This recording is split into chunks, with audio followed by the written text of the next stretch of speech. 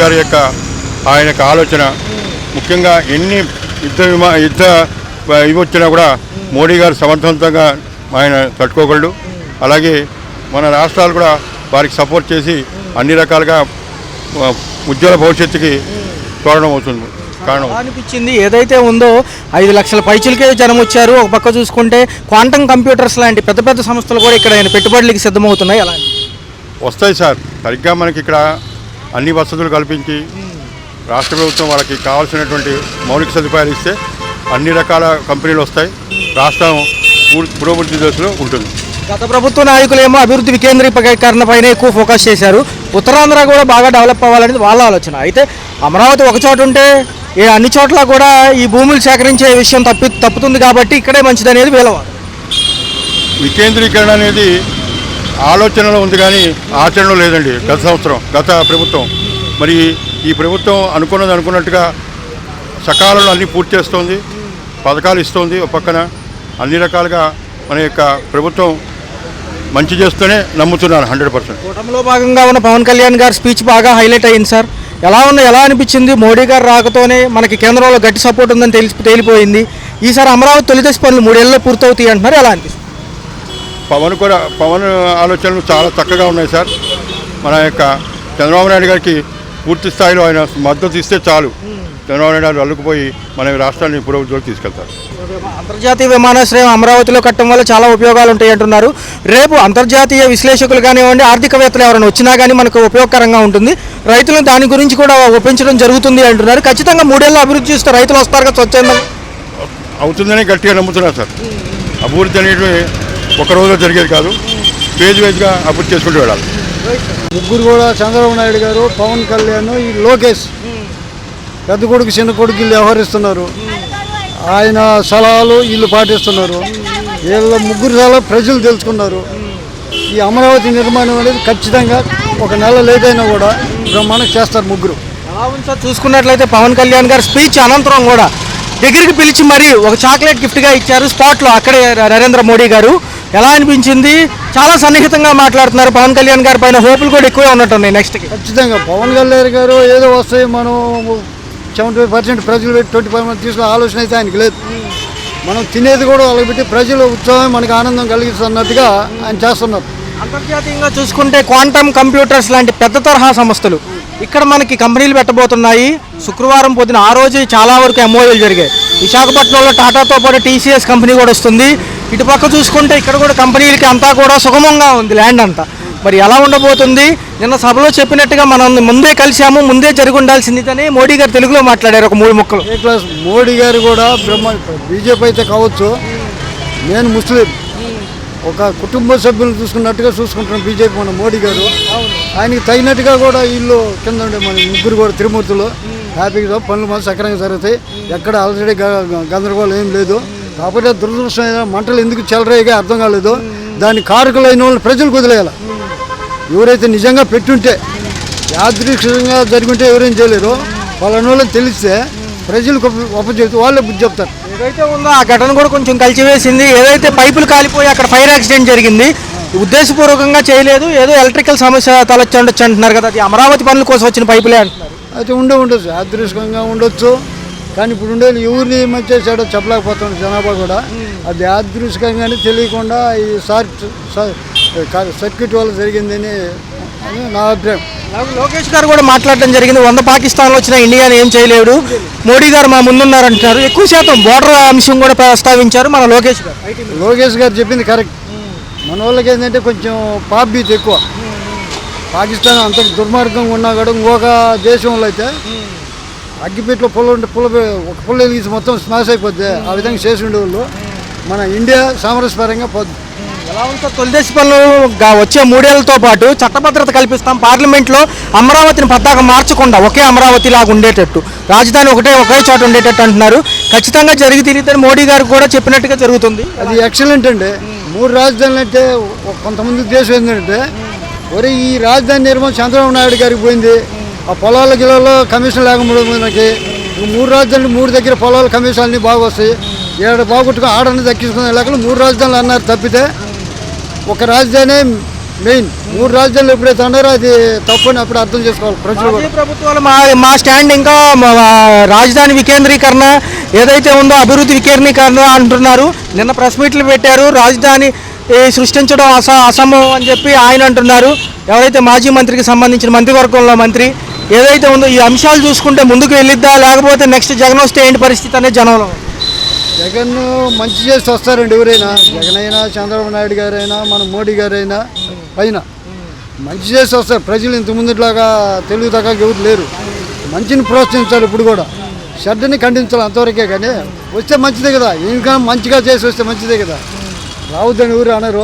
ప్రజలకు ఎవరైతే మంచి చేస్తారో వాళ్ళే వస్తారు. అమరావతి ఒక చోట ఉండడం బెస్ట్ అంటారా, అభివృద్ధి వికేంద్రీకరణలో 4 చోట్ల పెట్టడం బెస్ట్? ఒక్కసారి ఉండటం అనేది బెస్ట్. 3, 4 అంటే మూర్ఖత్వం అది. ఇప్పుడు ఒకటికే దిక్కు లేదు, 3, 4 అన్ని నుంచి వస్తాయండి. మోడీ వచ్చాడు, మా తొలి చేశాడు, అది అయిపోయింది. మళ్ళీ ఇప్పుడు వచ్చాడు, చేస్తాడు, ధీమా ఉంది. మరి మీతో మాట్లాడుతాను, నేను మంచిగా మాట్లాడి మీతో కుళ్ళతోటి ఎంగాల కుళ్ళు ఉంటే మరి మీరే చేస్తే నేనే చేస్తాను.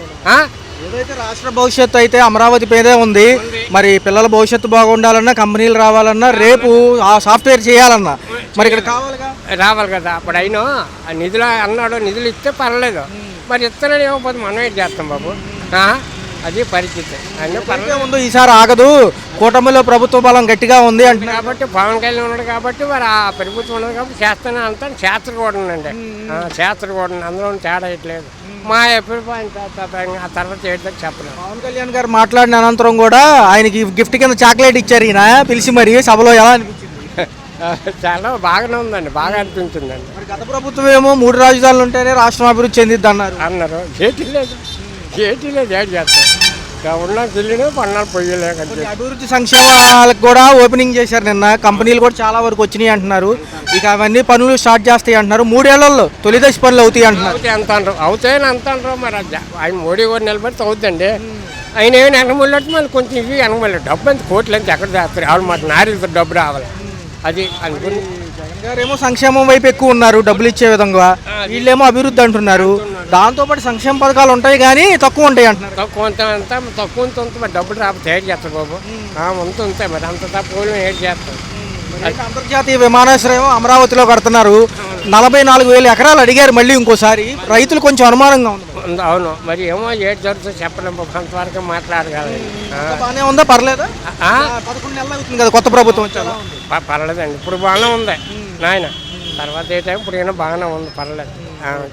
రాజధాని అమరావతి రావడమే బెస్ట్ అండి. ఎందుకంటే మెయిన్ మిడిల్లో మనకి విజయవాడే ఉంది కాబట్టి అమరావతి డెవలప్మెంట్ అయితే చుట్టుప్రక్కల కూడా అన్ని డెవలప్మెంట్ అవుతాయని నేను అనుకుంటున్నాను. సభకు సంబంధించి నిన్న అనేక సంక్షేమ కార్యక్రమాలు వర్చువల్గా ఏదైతే కంప్యూటర్ నుంచి ఓపెన్ చేయడం జరిగింది. సో ఇవన్నీ అంశాలు చూస్తే పవన్ కళ్యాణ్ గారిని ఒక పక్క చంద్రబాబు గారి విషయం గురించి చెప్పడం జరిగింది. సో ఎలా ఉండబోతుంది భవిష్యత్తు మీద ఎంత ఆశలు పెట్టుకోవచ్చు? మన వాళ్ళు ఆంధ్ర వాళ్ళందరూ మాట్లాడితే హైదరాబాద్ అనేసి చెన్నై అనేసి అలా వెళ్ళిపోకుండా మన దేశం మన రాష్ట్రంలోనే ఉండి అందరూ పనిచేసేటట్టు ఉండాలని నేను కోరుకుంటున్నానండి. రాష్ట్ర భవిష్యత్తు అంతా అమరావతితో ముడిపడి ఉంది. కంపెనీలు, రెండోది ఉద్యోగ కల్పన, ఇండస్ట్రియల్ సెక్టర్ రావాలి అంటే ఫస్ట్ 3 ఏళ్లలో ఒక 40% అన్నా చేస్తామంటుంది ప్రభుత్వం. నమ్మకం ఉండాలి మనకి. నమ్మకం అంటే అండి ముందు చేసి చూపిస్తేనే కొద్దిగా నమ్మకం. కనీసం ఒక 40 కాకపోయినా 20% అయినా చేసినా మనకు నమ్మకం కుదిరిద్దండి. ఎందుకంటే ఇప్పటి వరకు ముందు అలాగే చెప్పారు, అన్ని సాఫ్ట్వేర్ కంపెనీలు అన్నీ మూతపడ్డాయి మంగళగిరిలో. ఇప్పుడైనా చేస్తే మనకు అదొక నమ్మకం, చేశారు అనే ఒక్క నమ్మకం చాలండి. ప్రజల్లో చాలా వచ్చిద్దని అనుకుంటున్నాను. మోడీ గారు ముందు ప్రారంభించారు, మళ్ళీ ఆయన ప్రారంభించడం ఆంధ్రప్రదేశ్ రాష్ట్ర ప్రజలు అదృష్టంగా నేను భావిస్తాను. ఈసారి ఆగదు అంటున్నారు. ఎక్కడ చూసుకున్నా కానీ సపోర్ట్ గట్టిగా ఇస్తామంటున్నారు మోడీ గారు. దాంతోపాటు పలు అభివృద్ధి పనులకు కూడా నిన్న శంకుస్థాపన జరిగింది వర్చువల్గా. ఎలా అనిపించింది? చాలా చాలా మంచిగా అనిపించిందండి. ఈ ప్రభుత్వం ఇంకా బాగా డెవలప్ చేస్తుందని మేము అందరూ ఆశిస్తున్నామండి. నిరుద్యోగులు ఉద్యోగం వస్తుందని అందరూ హ్యాపీగా ఉన్నామండి. ఇదే సంస్థకు సంబంధించి ఏదైతే కంపెనీలు కూడా నిన్న చాలా వరకు ఎంఓయూలు జరిగినాయి సార్. క్వాంటమ్ కంప్యూటర్స్ అని చెప్పి పెద్ద కంపెనీలు, ఏదైతే కంప్యూటర్లు తయారు చేసే కంపెనీ కూడా రాబోతుంది అంటున్నారు. దీంతోపాటు అనేక కంపెనీలకి ఏదైతే ఉందో మ్యూచువల్ అండర్స్టాండింగ్ చేసుకోవడం జరిగింది. ఎలా దాని మూలాన నిరుద్యోగ యువతకి పెద్ద ఎత్తున ఉద్యోగాలు, ఉపాధి అవకాశాలు కల్పిస్తాయి. ఆంధ్రప్రదేశ్ చాలా ముందుకు వెళ్తుంది. ఇప్పుడే వెంటిలేషన్ మీద ఉన్న ఆర్థిక వ్యవస్థను చాలా వరకు ముందు తీసుకెళ్ళడానికి ఉపయోగపడుతుందని నేను భావిస్తున్నాను. ఆయన కూడా తెలుగులో మాట్లాడడం జరిగింది. ఒక 4 పదాలు ఎలా అనిపించింది? చాలా మంచిది. ఆయన అన్ని భాషలు వచ్చు, అందుకు తెలుగులో కూడా మాట్లాడాడు. మోడీ కనుక ఉంటే దేశాన్ని ఏం చేయలేరని లోకేష్ గారు చెప్పారు. ఎన్ని పాకిస్తాన్లు వచ్చినా ఏం పీకలేదు అంటున్నారు. అది కరెక్ట్. మోడీ ఉండన్నాను భారతదేశాన్ని ఎవరు ఏమీ చేయలేదు, కాకలేదు. ఎలా ఉంది సార్ చంద్రబాబు నాయుడు గారి విజన్? రేపు రాబోయే 4 ఏళ్లలో 30% పనులు పూర్తవుతాయి, ఒక 40% వరకు తీసుకొస్తామని వాళ్ళు అంటున్నారు. మంచి పరిణామమే కదా. చంద్రబాబు నాయుడు అంటే పరిపాలనా దర్శకుడు, కానీ కొన్ని లోటుపాట్లు ఉన్నాయి, అవి సవరించుకుంటే ఇంకా ముందుకు వెళ్తాడు. రాష్ట్రంలో కొంచెం ఏదైతే ఉందో ఒక ఫోకస్గా పాజిటివ్నెస్ నింపినట్టేనా ఈ యొక్క సభతో? చాలా చాలా పాజిటివ్ ఉంది. ప్రజలందరూ కూడా హ్యాపీగా ఉన్నారు. మధ్యతరగతి నిరుద్యోగులు యువకులందరూ చాలా హ్యాపీగా ఉన్నారండి.